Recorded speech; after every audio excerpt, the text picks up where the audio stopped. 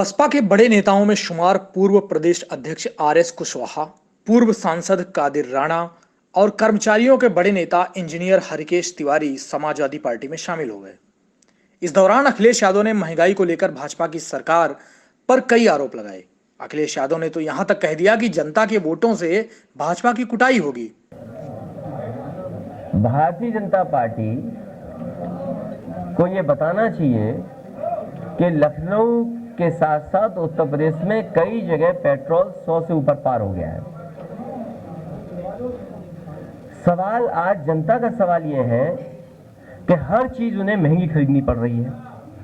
केवल पेट्रोल नहीं, डीजल की कीमत जो बढ़ी है उसका जवाब भारतीय जनता पार्टी के पास क्या है?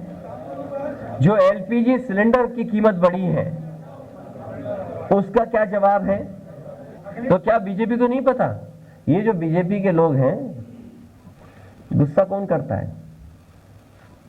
जिसके हाथ से सब चीज फिसल जाती है। अब समय गया इनका। उनको पता है कि जनता बैठी हुई है कि कब इनकी कुटाई करने का मौका मिल जाए। वोटों से कुटाई होगी इस बार इनकी, वोटों से कुटाई होगी।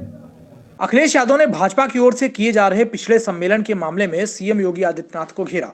इसके अलावा आउटसोर्सिंग जैसे मुद्दों पर भी अपनी राय रखी। तो खुद ही पिछड़े नहीं है, वो क्या खुद पिछड़े हैं क्या?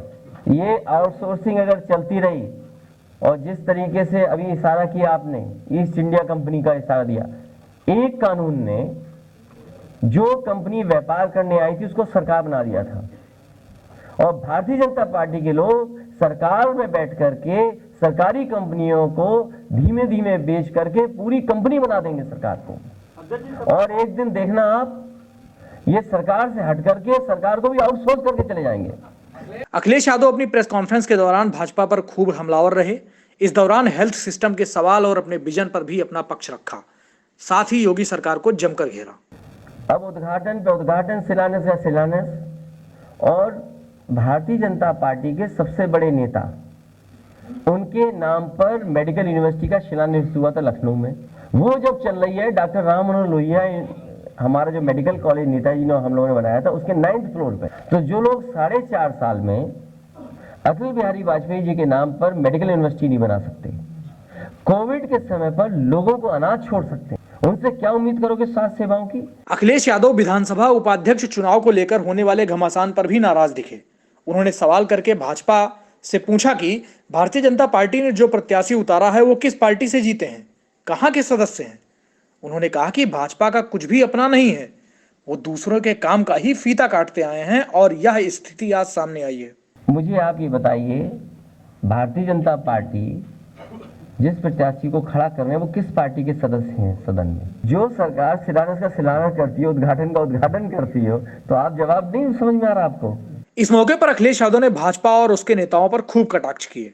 पार्टी के अंदर चल रहे मतभेद के सवाल पर अखिलेश यादव भड़क गए और भाजपा के अंदर होने वाली घटनाओं को लेकर खूब कटाक्ष किया।